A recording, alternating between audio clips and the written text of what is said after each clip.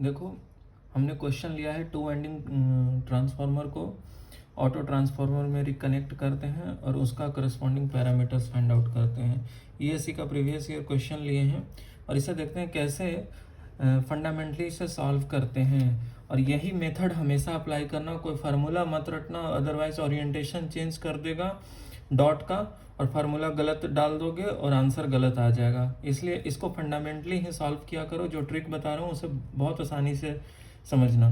A two winding transformer, two winding 220 volt oblique 110 volt 1.5 kVA transformer is reconnected as a 220 oblique 330 volt auto transformer. It is re-rated as, अब देखो यहाँ 220 oblique 110 volt है तो हमने ऐसे बना लिया, ठीक है, ये ठीक है, ये मान लो 220 वोल्ट है और ये 110 वोल्ट है। अब ध्यान देना कि यहाँ से कौन सा क्वांटिटी जो है वो यहाँ पे बिल्कुल कॉमन होगा, उसका पार्ट, तो उसी की रेटेड वैल्यू यहाँ करंट निकालेंगे। क्या निकालेंगे? Rated current. अब किसी की भी कैपेसिटी अपने रेटेड से ज़्यादा नहीं होती है, हमेशा याद रखना। जिसकी जितनी रेटिंग होगी उससे ज़्यादा वो कभी नहीं कैरी करेगा। तो 330 वोल्ट, तो हम कुछ ऐसे बना लेते हैं, इसका सर्किट कुछ ऐसे होगा, ठीक है। ये देखो, ये है, ये 220 वोल्ट होगा और ये 330 वोल्ट होगा। तो यहाँ पे देखो, ये जो है 110 वाला है। 110 मतलब ये, इसकी करंट रेटिंग हम निकाल लेंगे, वही यहाँ पे जाएगी करंट। जो करंट यहाँ जाने की इसकी रेटिंग होगी, यही इसी की, इसकी भी सेम होगी, बदलेगा नहीं। कोई भी अपना रेटेड करंट से ज़्यादा नहीं कैरी करता है। तो इसका करंट कितना होगा? 1.5 अपॉन 110, ये आ गया किलो में है तो किलो एम्पियर हो गया। और सेम करंट यहीं फ्लो करेगा, 1.5 अपॉन 110 किलो एम्पियर। अब क्या पूछ रहा है?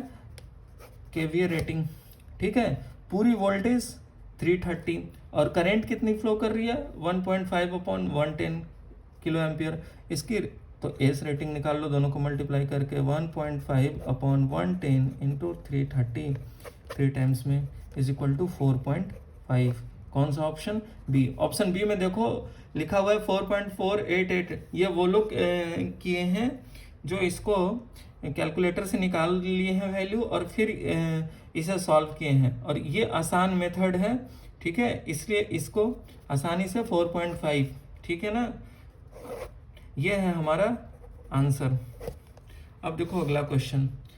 A 100 volt ampere 120/12 volt transformer is to be connected so as to form a step up transformer. A primary voltage of 120 volt is applied to the transformer. What is the secondary voltage of the transformer? देखो step up transformer हमें बनाना है, ठीक है। अब जिसमें primary voltage हमने 120 volt दिया है, ठीक है, तो सेकेंडरी क्या होगा? अब देखो इनिशियल इनपुट साइड वोल्टेज 120 है तो आउटपुट साइड हमें ज़्यादा होनी चाहिए क्योंकि स्टेप अप तभी हो पाएगा। ऑप्शन से एक बार देख लेते हैं। 1.2 वोल्ट 120 से कम है, गलत है। 12 वोल्ट कम है। 120 वोल्ट सेम है, गलत। 132 वोल्ट ये सही। ये तो ऐसे हुआ, संजोग से ऑप्शन से एलिमिनेट कर दिया। बाकी इसका तरीका देखो, ऐसे कर लिए।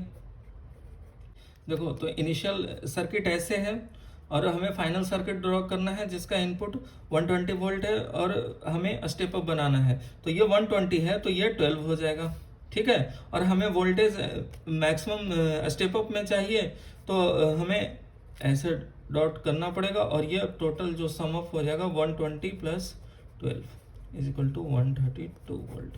तो ये है। बाकी आप क्वेश्चन पढ़ के यहाँ से ऑप्शन सीधे एलिमिनेट कर देते। स्टेप अप में 120 से ऊपर चाहिए था तो सिर्फ ऑप्शन डी है। अगला क्वेश्चन देखते हैं। A single phase 10 kVA 2000/200 volt 50 hertz transformer is connected to form an auto transformer as shown in figure given below. What are the values of V1 and I2 respectively? अब देखो figure देख रहे हैं, dot यहाँ पे mark किया हुआ है।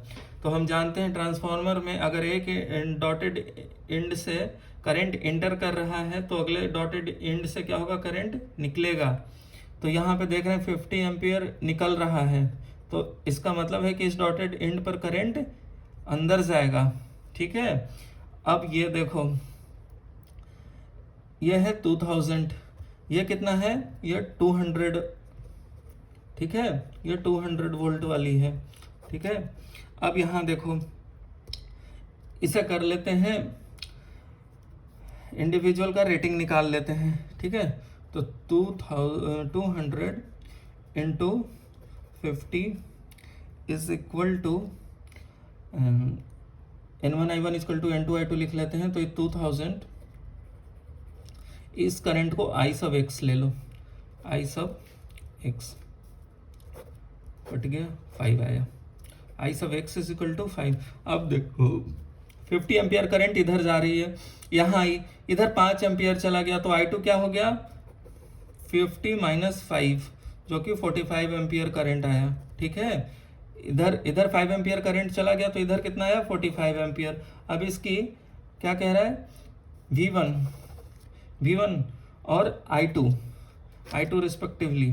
तो I2 तो हमें निकल गया 45 एम्पियर। अब सीधे देख लो इसको, S1 is equal to S2 कर लो, तो 2000 into 45 is equal to 50 into V1, इसे काट लो 400, तो V1 is equal to 1800 volt. इसका मतलब ऑप्शन डी है करेक्ट आंसर, ठीक है। यहाँ हमेशा डॉट को ध्यान रखना। और देखो ये 50 एम्पियर लिख रखा है, आप ध्यान दोगे, इसका भी 200 वोल्ट वाले साइड में रेटेड करंट निकालोगे तो 50 एम्पियर दे रखा है, ठीक है। तो क्वेश्चन जो फ्रेम करता है उसको पता होता है कि फंडामेंटल्स क्या है, ठीक है। तो इसलिए इसका करेक्ट ऑप्शन डी है, ठीक है।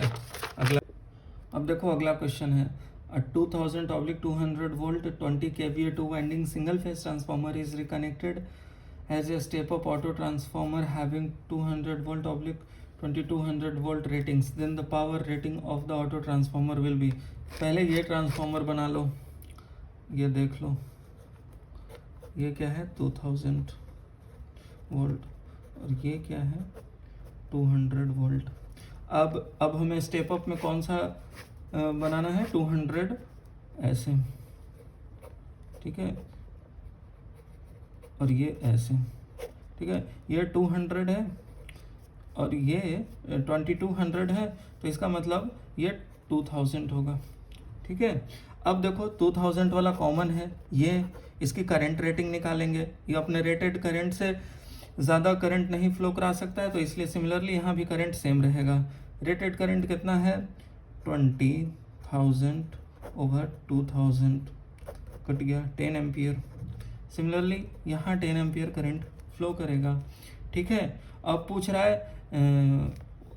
रेटिंग, पावर रेटिंग, तो देखो भैया ये पूरा वोल्टेज इसके क्रॉस कितना है 2200 और करंट से मल्टीप्लाई कर दो, तो 2200 into 10 is equal to 22,000, that is equal to 22 kVA। कोई भी ऑप्शन नहीं है, कोई भी ऑप्शन नहीं है, इसलिए ये मुझे लगता है 0 इनसे गलती से लिखा गया है, इसलिए इसका करेक्ट आंसर क्या है 22 kVA।